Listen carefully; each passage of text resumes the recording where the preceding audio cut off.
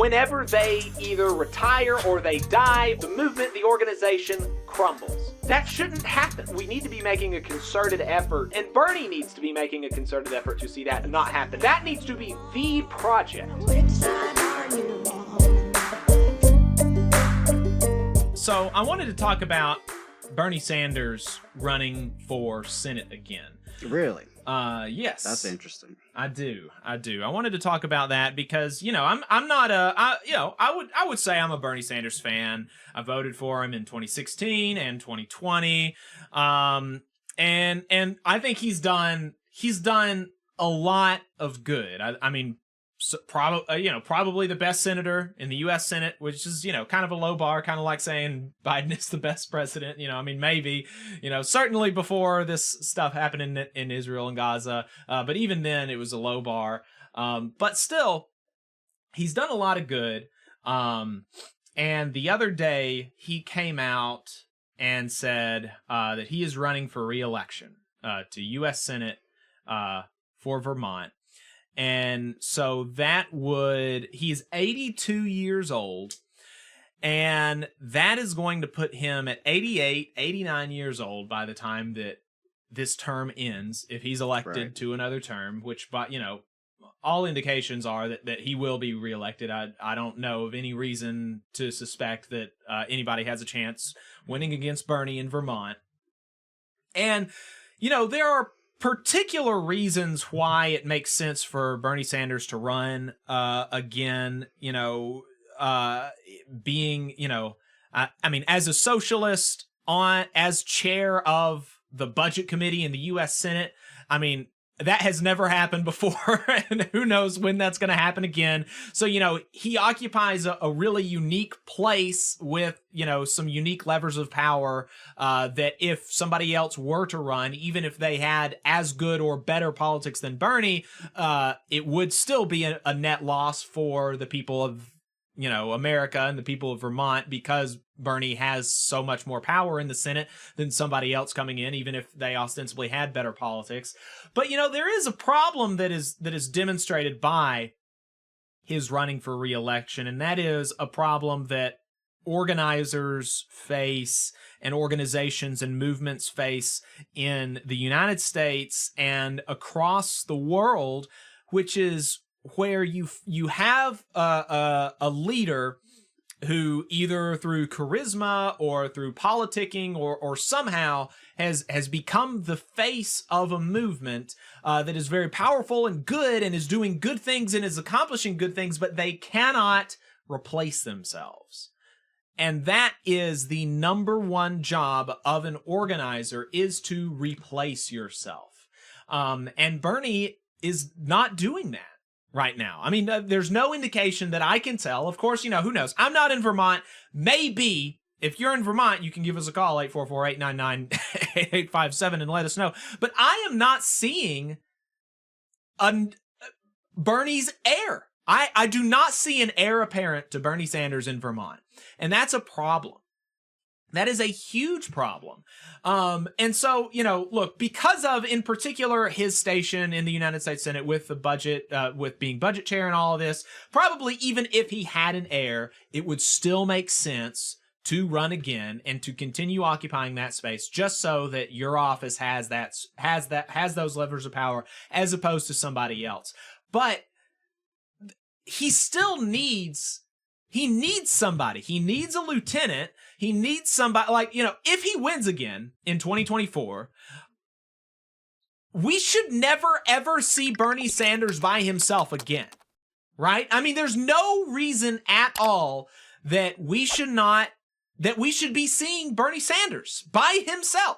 There's just no reason for it. Every time he is doing something, he should be either he should be opened for and somebody closing for him that is being trained to take over and to, at the very least, occupy that Senate space for Vermont, right? I mean, at the very least, you know, ideally, you would have somebody, Bernie would have replaced himself as leader of the progressive movement. And you could make an argument that maybe he has done that to a certain extent with AOC or Ilhan Omar or Rashida Tlaib, right? I mean, there's an argument that the reins have been passed or to the next generation insofar as generally the progressive movement. Bernie is at least not alone in being a leader of the left in the United States. But in Vermont specifically, and minimally, he needs to have a lieutenant. And this is something that, like I said, movements across the United States and across the world see. With Evo Morales in Bolivia, he did not have an obvious heir apparent, and that is why he had to fight the Constitution of Bolivia. And he did it through the proper channels. And I think that all of this about, election interference, and it came out to be true that all the allegations of election irregularities, by Evo Morales were not substantiated. It was not substantiated that there were election irregularities or any sort of malicious anything going on from the MAS in Bolivia. There's no evidence of that. And there's no evidence of any foul play in Bolivia's Supreme Court overruling the term limits for the president. It's just that, in the same way that in the United States, the Supreme Court is politically appointed. The Supreme Court in Bolivia was politically appointed by Evo. They were Evo allies. And so, there was certainly, obviously, that played a part, right? Them being, saying that you have a human right to run for president, which, I think is kind of absurd on its face. But, whatever. You could make the argument. And they did make the argument, and they overturned it through the proper channels. And so Evo, constitutionally could run, and he did, and he won, right? But he shouldn't have had to try to overturn that provision of the Constitution to run again, because he should have had a lieutenant. He should have had somebody that it was obvious that was going to be running after him. Same for Lula. He did not in Brazil. He did not have he did not have a lieutenant, somebody, an heir apparent that could run after him after he could not run in any more consecutive terms. They don't have like term limits per se in Brazil. They have consecutive term limits. And that's why Lula was able to run again and did and won again, right? But he shouldn't have had to do that, because he should have had an heir apparent in Brazil, and that person should be the president right now, right? I mean, so it's a real problem for unions, for movements, for parties, that you get this person that through by hook or crook or charisma or good politics or good organizing skills or whatever, finds themselves at the top of some movement or organization, and then whenever they either retire or they die or, for whatever reason they're no longer at the top, the movement, the organization crumbles. And that shouldn't happen. That like we need to be making a concerted effort to see that not happen, and Bernie needs to be making a concerted effort to see that not happen, and Bernie's circle needs to be doing that. That needs to be the project for U.S. Senator Bernie Sanders from 2025 to 2029 or to 2030, whenever his term ends. Get a lieutenant and never, ever, ever be seen without them. And so I don't know, but the question is then, how do you do that? I guess that's the question. That's the problem. And it's a difficult thing to actually replace yourself. And so, Adam, I guess what are some like practical steps that people like Bernie or, folks in our positions, obviously, us being in leadership positions in our unions and movements is just totally radically different from Bernie Sanders, but we do still have a responsibility to replace ourselves. And so what are some ways that leaders can replace themselves? Hey, 5 seconds, just wanted to say that this is only possible because of our donors. If you want to see more of this, then consider donating yourself at tvlr.fm/donate. Well, first you have to want to, right? You have to, and that sometimes is distinct from politics. Someone can have quote unquote good politics that we may agree with. That doesn't mean they're not a narcissist or haven't, gotten that taste of power and don't really want to relinquish it. We see that happen a lot. You know, you have folks who are dynamic leaders who help build organizations, right? But then they stay on too long, right? The decades pass, and then all of a sudden you're like, you know, we haven't made progress in a long time. And there's unions out there like that who've had, you know, leadership in place for 20, 25, 30 years, sometimes longer. Jimmy Hoffa, John Lewis, Walter Reuther. Yeah. The Farm Workers Organizing Committee comes to mind. There's another one I read about recently where, you know, yeah, a dynamic leader helped start the organization.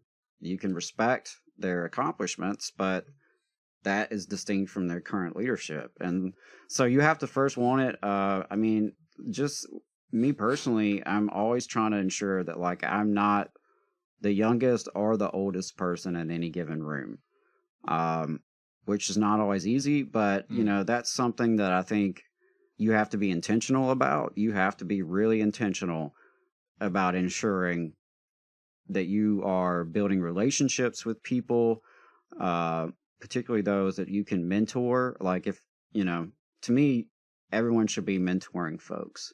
If you're serious about this movement, there should be people that you are kind of trying to bring along, that you're trying to educate, you're trying to build up.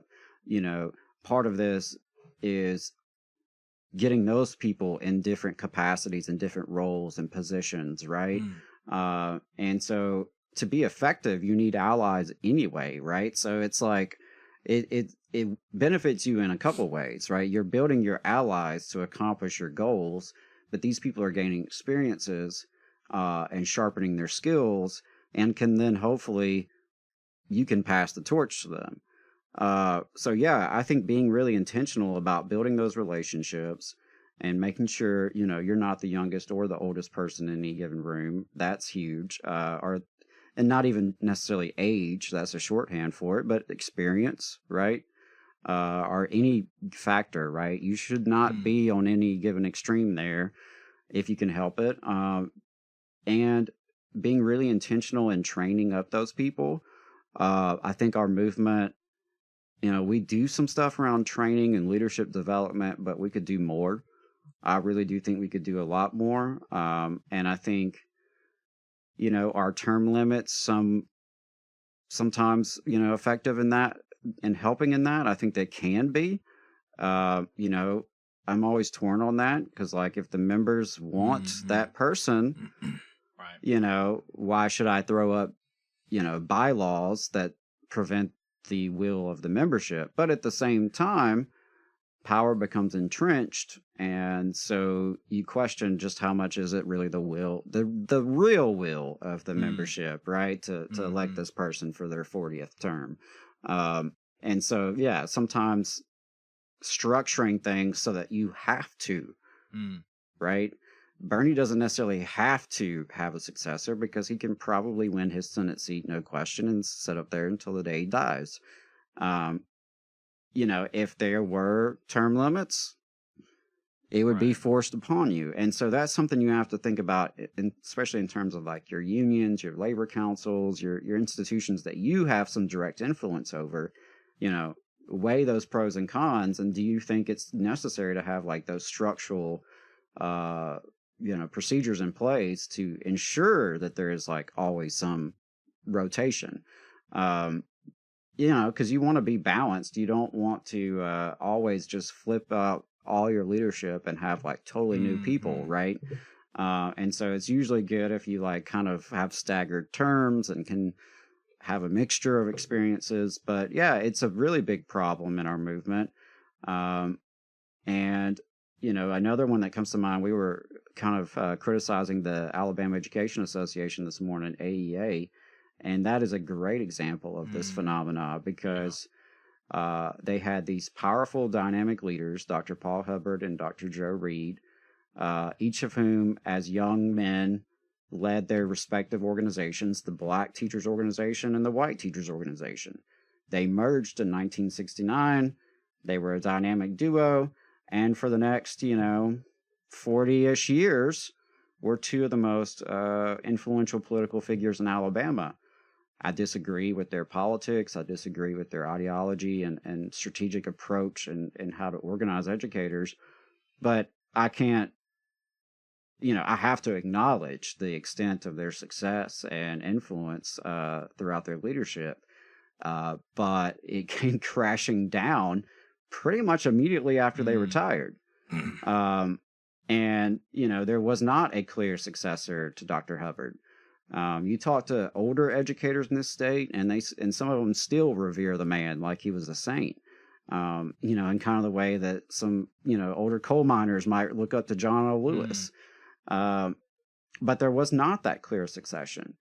And it resulted in financial ruin. It resulted in membership losses. It resulted in political disaster.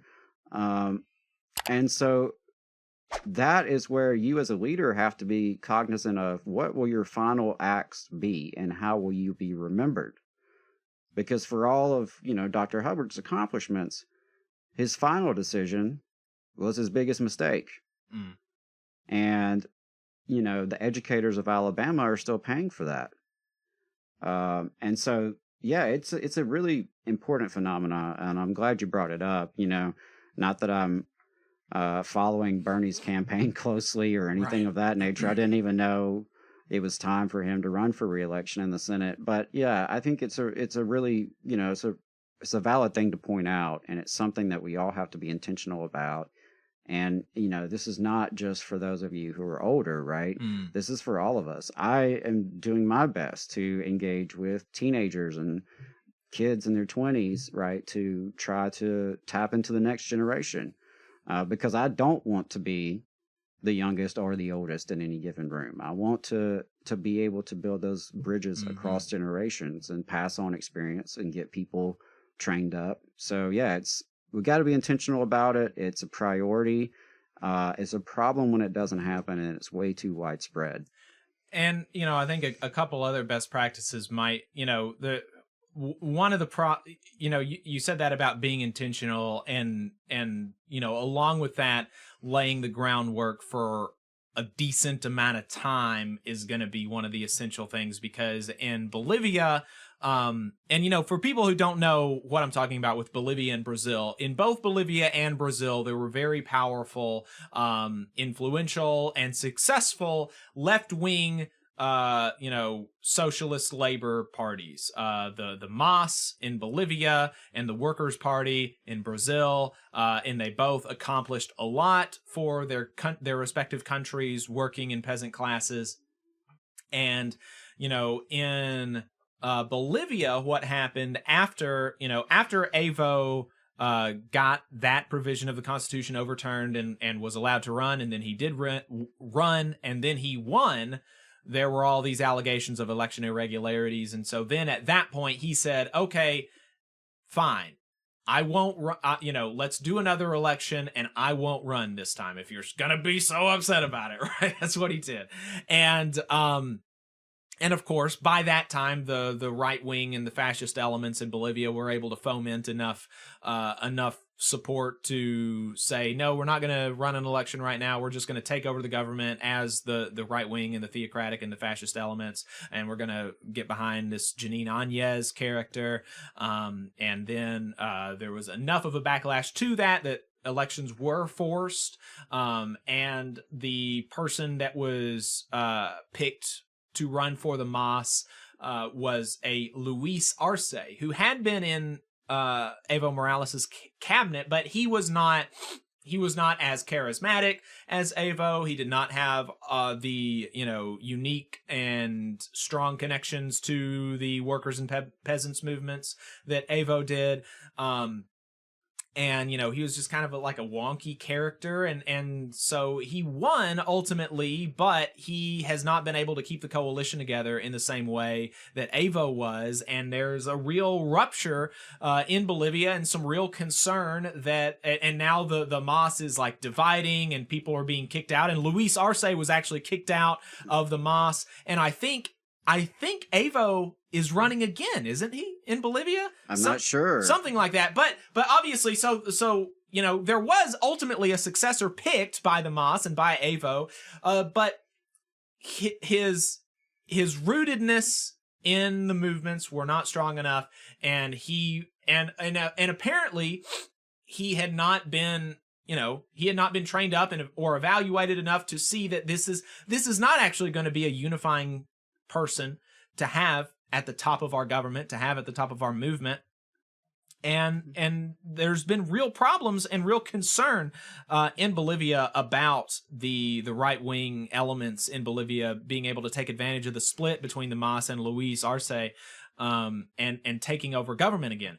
And in Brazil, there was a very similar dynamic where there was there was a person, an heir picked, but it was another kind of last minute thing. Lula, it was not a situation where for years Lula had been running around with this guy, and this guy is building up those relationships for years and a decade or more, right? It was a person that was kind of picked at the last minute to run because Lula was not going to be able to run again. And they even in the commercials, one of the things that I remember was like they had signs that you with a string, you turned them. And so on one side it says Lula, and then the other side it says Hernandez, and that was the guy that they picked. And so it was Lula, really trying to reinforce this, like, this is Lula's guy, right?